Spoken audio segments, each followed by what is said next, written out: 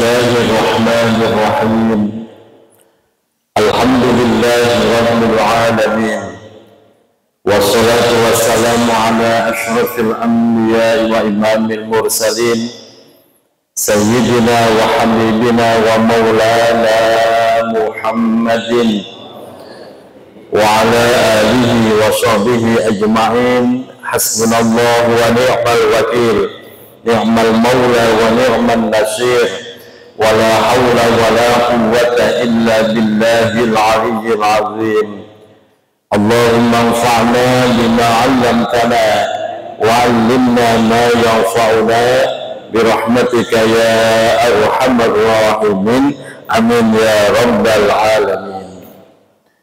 Al-Mukarramin seluruh pengurus BKM Masjid Jami Al-Faragha, Ketua BKM Bapak Zaidul Jabbar, Ketua Majelis Om Rio dan seluruh para penggiat majelis ilmu, Mas Farul dan teman-teman seluruh jamaah Bapak Ibu yang hadir pada kesempatan malam hari ini. Semoga kita semua senantiasa Allah sehatkan lahir batin kita, Allah tambah-tambah keberkahan hidup kita, Allah istiqomahkan kita di dalam kebaikan dan telah diwafatkan dalam keadaan husnul khotimah. Amin ya rabbal alamin. Syukur alhamdulillah pada kesempatan malam hari ini di penghujung bulan Syawal terakhir ya. Besok udah ganti Dzulqa'dah. Di penghujung bulan Syawal ini kembali Allah pertemukan kita di majelis yang mulia. Oleh karena itu, kalau kemarin di hari raya Idul Fitri kita ada yang belum berjumpa, belum bersilaturahim, malam ini kita niatkan halal bihalal. Kita saling menghalalkan, kita saling memaafkan, saling mendoakan. Semoga setiap harinya kebaikan kita terus bertambah. Yang kedua, turut berbelasungkawa, berduka cita yang sedalam-dalamnya untuk seluruh keluarga kita, sahabat kita yang biasa bareng duduk setiap malam Kamis, ada Bapak Haji Basri. Kita doakan beliau, semoga beliau Allah gembirakan dalam barzahnya. Semoga beliau Allah tinggikan derajatnya. Satu sisi kita merasa sedih, namun sisi yang lain saya menjadi saksi atas kebaikan beliau. Beliau orang yang rajin, orang yang tekun, orang yang istiqomah. Orang yang diwafatkan Allah dalam keadaan istiqomah, istiqomah ibadahnya, istiqomah amal-amal solihnya, maka orang tersebut tidak akan kehilangan pahalanya. Seperti halnya malam Kamis saat ini, walaupun almarhum Bapak Haji Basri tidak hadir duduk bersama kita, namun beliau tetap mendapatkan pahala tholabul ilmi, pahala ngaji malam Kamis. Dan pahala-pahala yang lainnya yang selama ini beliau tekuni, beliau istiqomahi. Apalagi beliau berhenti istirahat, uzur, tidak ngaji karena sakit. Orang yang terus-terusan ngaji sampai dia ada uzur, entah sakit, entah wafat, maka disinilah janji Allah, janji Rasulullah, sahalallahu lahu tariqan ilal jannah. Allah mudahkan ketemu jalan menuju surga. Amin ya rabbal alamin. Saya yakin, saya husnuzon saat ini Bapak Haji Basri dalam keadaan bahagia di sana. Dan semoga terus kita semua juga diistiqomahkan. Karena cara paling mudah mendapatkan ampunan yang ngaji. Dari rumah Bapak Ibu melangkahkan kaki, maka setiap langkah itu kafarah penghapus dosa. Dan cara paling mudah mendapatkan surganya Allah yang ngaji. Yang penting datang di majelis ilmu, paham nggak paham, melek atau merem, ngantuk umpamanya, tetap mendapatkan ampunan tetap mendapatkan kemudahan mendapatkan surganya Allah. Dan semoga yang sedang sakit Allah berikan kesembuhan, yang sehat terus Allah tambah keberkahannya. Baik Bapak Ibu yang dirahmati Allah, kita langsung gas ngaji. Kemudian tadi sempat nanya, pakai acara pembukaan apa ngaji? Ngaji. Kalau saya lihat ke sini ngaji pokoknya langsung. Untuk kalau ada acara pembukaan sambutan nanti ibu harus nyiapin konsumsinya lebih besar lagi nanti.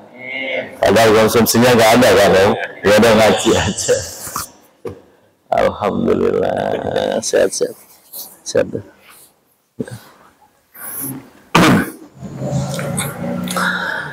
Bapak Ibu jamaah yang dirahmati Allah, kita lanjutkan kajian Nashihul Ibad masih pada Babul Khumasi. Sebagaimana tanda di kitab ini, sekarang kita masuk makalah yang ke-23 dari Babul Khumasi. Bismillahirrahmanirrahim. Wal maqalatus salisatu wal ishruna, makalah nasihat yang ke-23. Qala Umar radhiyallahu anhu, telah menyampaikan nasihat, yaitu Sayyidina Umar, sahabat Rasulullah radhiyallahu anhu, semoga Allah selalu meridhoinya. Saya kalau pas sedang ziarah ke Raudhah Bapak Ibu, itu saya itu nangis leweran nggak ketahan. Yang menyebabkan saya nangis, satu ya karena rindu Rasulullah, yang kedua kisah tentang Umar bin Khattab. Kalau Bapak Ibu baca kisah beliau, ini luar biasa. Umar bin Khattab itu adalah orang nomor satu yang memusuhi Rasulullah. Umar bin Khattab dulu adalah orang yang selalu berusaha ingin membunuh Rasulullah. Kerasnya luar biasa. Dan Umar bin Khattab adalah jawara, nggak ada yang bisa mengalahkan Umar bin Khattab. Tapi kalau Allah sudah berkehendak memberikan hidayah, justru Umar bin Khattab berubah menjadi pembela Islam paling depan. Islam itu menjadi tampak gagah, disegani. Itu gara-gara salah satunya Umar bin Khattab masuk Islam. Gak ada yang tadi macam-macam. Dan akhirnya sahabat Umar ini menjadi sahabat terdekat Rasulullah. Sampai-sampai makam kuburannya pun bersamaan dengan Rasulullah. Wah, itu kalau ingat itu Pak, Masya Allah. Makanya kalau ada orang lagi sekarang ini kita lihat ya, ada orang lagi nakal-nakalnya, bandel-bandelnya, lagi apa ya, pokoknya kalau bahasa Arab Jawa lagi kurang ngajarnya gitu. Nggak apa-apa, biarin, kita doakan. Siapa tahu kalau begitu dia tobat, dia akan menjadi pembela Islam. Itu luar biasa. Jadi di Raudhah itu ada makam Rasulullah, Abu Bakar As-Siddiq, dan Umar bin Khattab. Kapan-kapan ya kita ziarah bareng ke sana. Amin tuh mau apa enggak? Nah, kalau mau, monggo bareng saya. Insya Allah bulan September ini Om. Bu, bulan September ini berangkat. Siap? Oh, bila ditanya siap ya siap. September insya Allah berangkat. Yang mau ziarah ke sana bareng saya. Umar bin Khattab menyampaikan nasihatnya, begini nasihatnya. Ra'aitu jami'al al-akhillai falam ara khalilan afdala min hifdzil lisan. Ra'aitu, kata Umar bin Khattab, ra'aitu, aku telah melihat jami'al akhilla, begitu banyak sahabat teman, banyak sahabat. Falam aram, namun aku tidak pernah melihat khalilan seorang sahabat afdala yang lebih baik min hifdzil lisan daripada menjaga lisan. Artinya bagaimana? Gini loh Bu, kita itu punya teman banyak dengan karakter yang berbeda-beda, dengan gayanya yang berbeda-beda. Ada teman itu baik, ramah, tapi pelit. Ramah, ketemu masih hello, salaman luar biasa, cipika-cipiki, tapi pelit. Ada juga teman sedikit omong, nggak begitu ramah, tapi dermawan. Ada teman itu udah cerewetnya luar biasa, ngomong terus, nggak ada berhentinya kalau tidur doang. Udah gitu, pelit lagi, ya macam-macam. Ada juga teman yang luar biasa royal, udah ramah royal, seringkali ngajak makan bareng, seringkali traktir kita. Semua nggak punya teman begitu Bu. Kelihatannya seneng Pak, seminggu sekali nelpon, yuk kita ngebakso, yuk kita healing, shopping gitu kan. Tapi dia punya mulut ember gitu loh Pak, bocor. Teman yang model begitu, selama teman itu tidak bisa menjaga lisannya, setiap keburukan siapapun diomongin terus. Hati-hati Pak, teman begitu walaupun suka traktir, hati-hati, itu bukan teman yang baik. Suatu saat kejelekan kita yang akan diomongin oleh dia. Betul. Sekarang aja emang lagi deket, karena ada masalah dikit aja habis Pak kejelekan kita diobrol sama dia ya. Jadi teman yang baik itu teman yang bisa menjaga lisannya. Sedikit ngomong tapi ramah, yang penting ngopi bareng, nggak pakai ngomong, ngopi aja diem-diem. Ya ngomong yang penting-penting, ngomong diri sendiri, jangan kejelekan orang dibongkar semua. Kita pikir ya ini teman baik, buktinya rahasia-rahasia dikasih tahu ke saya, itu bukan teman yang baik Pak. Suatu saat rahasia kita akan dibongkar sama dia. Makanya pilih teman, baik itu teman perjalanan, teman hidup, teman beribadah, tetap yang menjadi kriteria utama dia punya mulut bisa dikendalikan nggak? Kalau ternyata mulutnya bocor, nggak bisa jaga lisannya, hati-hati Pak. Itu akan benar-benar menjadi musuh kita satu saat nanti. Nah, disinilah pernyataan Umar bin Khattab. Maka Umar bin Khattab itu Pak sedikit bicara, sedikit tertawa. Jadi beliau mengamalkan falyadhaku qalilan wal yabku katsira. Beliau sedikit tertawa, banyak nangis. Itu Umar bin Khattab Pak. Apalagi kalau mengingat kezaliman zaman kejahatan zaman jahiliyahnya, nangisnya itu sampai nggak bisa bangun Pak, saking nangisnya. Apalagi kalau ingat bahwa beliau pernah melakukan sebuah kejahatan, yaitu mengubur putrinya hidup-hidup. Waktu jahiliyah kan begitu Pak, punya anak perempuan itu gengsi, malu, aib, dikubur hidup-hidup. Beliau kalau ingat kasus itu, nangis itu nggak kuat berdiri, saking lemesnya.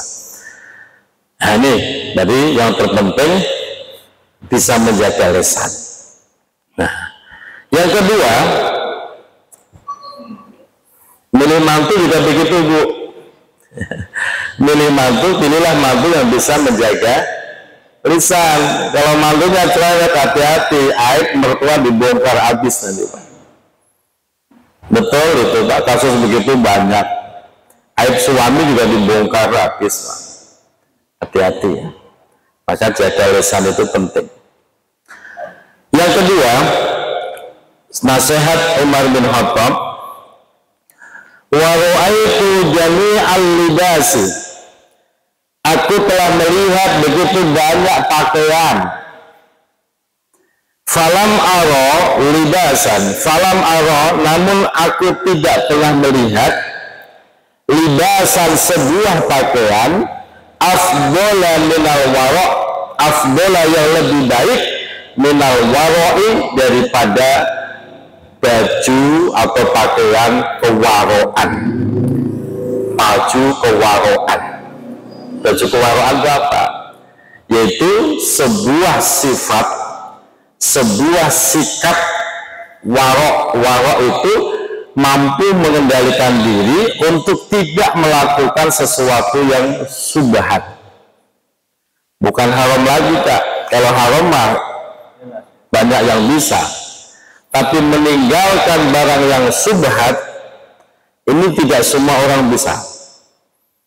Dia harus benar-benar hati-hati betul, nggak sembronoan. Nah itulah baju kewaroan, itu yang lebih baik daripada kelihatannya bajunya rapi, klimis, baju masuk pakai ikat pinggang, terselip di sakunya bullpen, kelihatannya wah terlente, ternyata sikat sana sikat sini, nipu sana nipu. Nah, ada nggak model begitu? Emang penipu rata-rata begitu, Pak. Lebih baik apa? Udah baju seadanya, yang penting apa? Warok. Sikap warok ini yang menjadi pakaian kita. Dimanapun, kapanpun, dalam kondisi apapun, kita tetap menjadi pribadi yang warok, pribadi yang hati-hati, pribadi yang betul-betul menjaga mana halal, mana haram, mana syubhat. Ini yang dilakukan Umar bin Khattab. Makanya suatu kisah saat negara, utusan dari negara non muslim, Pak, pengen bertemu dengan Umar bin Khattab. Ketemulah, diajak, saya ingin berjumpa dengan Amirul Mukminin, pemimpin seluruh orang mukmin. Diajaklah ke Masjid Madinah. Silahkan duduk di sini, tunggu. Begitu dia menunggu, si tamu bertanya, mana kerajaannya? Ini kerajaannya. Mana singgasananya? Ini singgasananya. Mana pengawalnya? Ya, tidak ada pengawalnya. Akhirnya, mana rajamu? Itu sedang tidur di sebelah. Umar bin Khattab sedang tidur di teras masjid. Itu rajamu? Itu pemimpin mukmin sedunia? Ya, itu rajaku. Oh, luar biasa. Amirul Mukminin tidur di teras, nggak pakai bantal, nggak pakai alas, nggak ada pengawalan. Ini luar biasa, benar-benar diamalkan. Orang sekarang mah beda, baru jadi RW aja kadang-kadang beda. RW sono, RW sini mah enggak ya. RW sono, Pak, pakai bodyguard segala. Gitu. Saya belum bisa 100%, tapi saya pelan-pelan belajar seperti itu. Maka saya itu keseringan kemana-mana itu sendirian, Bu. Biasa sekali ngajak falah itu kan. Padahal kalau saya mau, saya bisa ngajak santri bunjangin saya kemana-mana kan.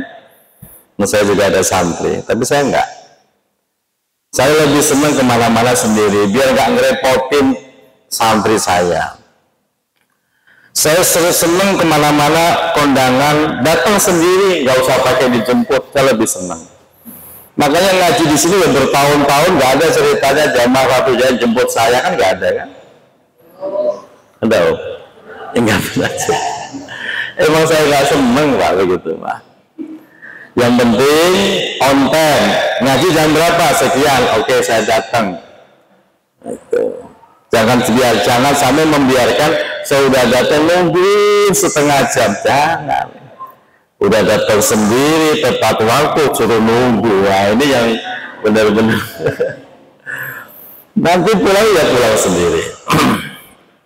Artinya belajar walaupun ada fasilitas. Amirul Mukminin Umar bin Khattab kalau mau fasilitas mah banyak Pak, tapi dia lebih memilih warok, meninggalkan hal-hal yang haram, meninggalkan hal-hal yang syubhat, termasuk menjaga diri dari kecemburuan sosial. Nah ini dijaga betul Pak. Saya itu ada yang bagi jam tangan mereknya Rolex. Tahu harganya nggak Pak? Tapi ya saya pakai enggak, malu saya. Makanya kadang-kadang kalau mau sholat di rumah saya pakai, kalau mau tidur saya pakai. Kalau gaji ya saya pakai. Malu saya. Kenapa? Kemahalan. Saya bawa jam ini yang sudah 9 tahun. Ini bukan Rolex, jam yang begini. Yang Rolex kalau pas tidur dipakai, kamar mandi pakai. Apa ya? Memang betul dikatakan Umar bin Khattab. Pada akhirnya kamu akan menangis bukan karena doamu gak diijabah, tapi kamu akan menangis saat doa-doamu diijabah. Ibu pernah nggak doa diijabah terus nangis? Pernah. Disitulah. Tapi suasana hati ibu lagi bagus tuh. Betul Pak, saya kepengen punya jam cakep kayak orang-orang ya kepengen. Tapi begitu dibagi, nangis saya Pak. Nangis, kok begini ya? Mau saya jual, takut yang ngasih nanti nanya ya. Nggak enak kan? Jamnya mana dia nggak dipakai kan? Nggak enak, dijual ya. Ada sebalah gampang. Nah, belajar warok, walaupun belum sesempurna ulama ya belajar pelan-pelan. Karena warok itulah yang menjadi baju menyelamatkan kita dunia dan akhirat. Kalau baju yang bagus yang ibu beli waktu lebaran kemarin tuh, itu bisa jadi baju itu bukan menyelamatkan kita di akhirat. Baju bagus satu setel harga 1,5 juta, dilihat cakep udah kayak artis, banyak yang muji. Kira-kira baju itu akan menyelamatkan kita di akhirat ya? Atau jangan-jangan malah bikin dosa mulu? Bu, baju model begitu kira-kira bikin dosa atau bikin pahala? Dosanya kenapa?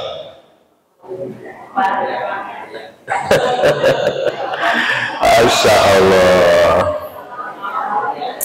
Nah, baju yang model begitu itu bahaya Pak. Bisa jadi itu tadi justru malah nambah dosa, nggak bisa menyelamatkan kita di akhirat. Tapi kalau baju kita adalah sikap warok, biarin baju seadanya, yang penting sopan, menutup aurat ya, pantes lah, nggak perlu mewah, yang penting bungkus dengan sikap warok. Nah ini yang akan menghantarkan kita selamat di dunia, selamat di akhirat. Ibu punya perhiasan, punya gelang 6 biji, dipakai semua kiri kanan. Kira-kira kalau ibu lagi pakai gelang kiri kanan tuh 3 ya, ini 15 gram, ini 15 gram gitu ya, tenang nggak hati ibu? Nggak bisa bayangin ya, emang belum punya. Saya yakin nggak bakal tenang Pak, nggak bakal tenang. Yang ada malah gelisah Pak, yang ada gelisah dan malah membahayakan keselamatan diri sendiri. Betul. Makanya dalam konsep ilmu tasawuf semakin banyak aksesoris yang menempel di badan kita, itu akan semakin membuat hati kita sulit untuk ikhlas. Saya ulang ya, semakin banyak aksesoris yang menempel di badan kita, itu akan semakin membuat sulit hati kita untuk ikhlas. Paham, Bu? Ibu kalau pakai mukena udah 3 tahun yang lalu, nggak pakai perhiasan, nyaman, ikhlasnya gampang. Tapi kalau pakai mukena yang mewah, ya, pakai gelang banyak, udah gitu pakai gelang kaki segala, ya, saya yakin untuk ikhlas itu susah Pak. Ya kayak sekarang lah, Bapak juga sama. Bapak punya jam tangan mahal baru, pasti Bapak nggak akan tenang tangannya, dikit-dikit ya tenang, hatinya juga nggak tenang. Maka semakin banyak sesuatu nggak tenang. Atau Bapak punya cincin lah, zaman dulu zaman gila batu cincin Pak, ingat Pak ya, tahun berapa itu? Itu orang habis sholat itu bukannya zikir, begini aja gosok cincin. Kalau bilang sholat itu digerak-gerakin sambil ngelirik batu cincin teman sebelahnya. Nggak tenang sholatnya Pak, mikirin batu cincin.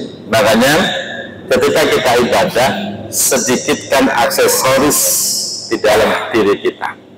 Dan itu terasa betul Bapak Ibu ketika Bapak Ibu menunaikan ihram, baik ihram umrah maupun ihram haji. Di situ baru terasa semua aksesoris dilepas, semua baju dilepas, bahkan celana dalam juga dilepas. Hanya pakai 2 lembar kain, 1 lembar buat yang bawah, 1 lembar buat di atas. Udah terasa betul kita Pak. Ini loh hakikatnya.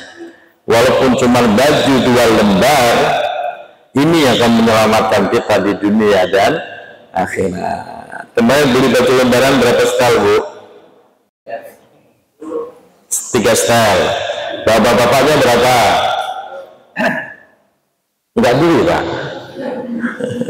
Beli boleh nggak apa-apa. Yang penting Bu, kalau Ibu beli baju baru 3 setel, yang lama juga keluarin 3 setel, sedekahkan. Jangan numpuk terus, jangan. Nanti hisabnya berat. Nah, itu namanya warok ya. Yang berikutnya,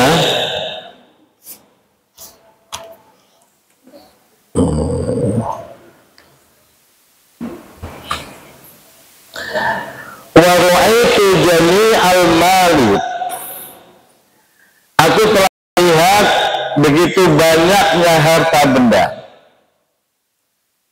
Falam aro malan.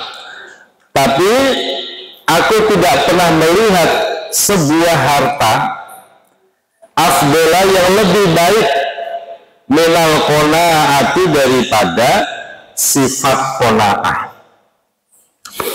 Sebanyak apapun harta benda yang sudah kita miliki, kalau hati kita belum bisa qanaah, belum bisa berlapang dada, belum bisa bersyukur atas pemberian Allah, maka Bapak Ibu tidak akan merasa cukup dengan harta itu. Betul? Yang kedua, Bapak Ibu tidak akan bisa menikmati harta itu. Tidak akan bisa. Maka orang itu menjadi nikmat, harta itu bisa terasa nikmat, bukan karena banyaknya harta, tapi hati kita yang ikhlas, lapang dada, menerima pemberian Allah. Itu namanya qanaah. Harta banyak tapi hati masih belum terima, dia nggak akan bisa merasakan harta itu Pak. Yang ada masih kurang aja, perasaan itu kurang mulu, sehingga dia bela-belain berangkat gelap pulang gelap, nyari harta sebanyak-banyaknya, giliran dia sudah pensiun, sakit, stroke, akhirnya tetap aja nggak bisa menikmati harta, ujung-ujungnya meninggal dunia. Jadi dia diperbudak harta, nggak bisa menikmati harta benda, nggak bisa menikmati hidupnya, justru diperbudak terus-terusan. Makanya ibu yang ikhlas, yang qanaah, umpamanya kalau dibagi suami uang belanja sehari cuma 500.000, nggak apa-apa. Kenapa Bu? Kurang banyak. Ikhlas ya kira-kira? Ikhlas ya Bu? Ibu ikhlas, suami babak belur. Yang qanaah, jadi yang menyebabkan kita nikmat itu kita bisa menerima alhamdulillah, begitu loh Bu. Sebanyak apapun, tapi kalau nggak qanaah, nggak ada enak-enaknya, nggak ada. Makanya yang bikin orang bersyukur, bikin orang bahagia itu qanaah, bisa menerima pemberian Allah, ikhlas menerima takdirnya Allah. Dikasih segini alhamdulillah, dikasih begitu alhamdulillah. Tadi sore itu saya lagi ngomong-ngomong sama bundanya, sore ini sebelum asar Pak, menjelang asar. Anak itu lagi nonton YouTube olahan kepala bebek, dibikin rica-rica gitu ya. Saya ikut nonton. Kayaknya enak tuh Kak. Enak ayam, kepala bebek gitu. Saya datang. Iya ya, enak kali ya. Lu tadi saya mau berangkat ke sini, Pak. Mau berangkat ke sini. Datang bawa satu kresek. Jadi mau berangkat ya? Iya. Saya diutus Bapak si A. Apa itu? Kepala bebek. Masya Allah. Buat saya apa buat santri? Buat santri ya, buat santri. Saya selalu nanya buat saya apa buat santri. Penting itu Bu. Kalau buat saya, santri kebagian. Tapi kalau buat santri, saya nggak ikut ngambil. Saya jaga betul itu Pak. Makanya Bapak itu kalau ke rumah saya harus jelas. Buat saya itu santri. Kalau buat santri saya nggak bakal ngambil Pak. Saya nanya, buat santri? Oh, buat santri. Ya sudah, nggak apa-apa. Saya bilang, bawa ke dapur pondok, dia langsung buat makan malam. Gitu Pak, jangan pura-pura nggak tahu. Udah tahu buat orang tetangganya, diolah juga. Yang warok, hati-hati yang warok, mana yang halal, mana yang haram, yang sudah jangan sampai dilakukan. Tapi kalau juga saya kira, yang saya rasakan terkabul, walaupun itu buat santri, memang rezeki maka ketuker, yang batin saya, yang doa saya, yang dapat. Nah yaudah begitu Pak. Nah itu contoh bagaimana kita bisa bersyukur karena sebab qanaah, sehingga hidup itu nyaman, hidup gak gelisah mulu, hidup enggak manyun terus. Tetangga mau beli apa kek, nggak usah terpengaruh. Jangan kayak orang sana, sudah dibagi rezeki nafkah suami masih ngeluh, malah banding-bandingin. Kamu mah kayak suaminya si Anu, jangan. Khawatirnya nanti suami pindah ke lain hati, repot. Jangan dibanding-bandingin. Ya, tetangga mau beli ini itu nggak apa-apa, nggak usah memberatkan suami. Kalau suami terus ditekan, bahaya Bu. Pilihannya dua, kalau nggak melihara tuyul ya gantung diri Bu. Loh, kasus begitu banyak kok Pak. Makanya udah alhamdulillah belajar begitu. Demikian, semoga bermanfaat. Kita lanjutkan kamis depan. Assalamualaikum warahmatullahi wabarakatuh.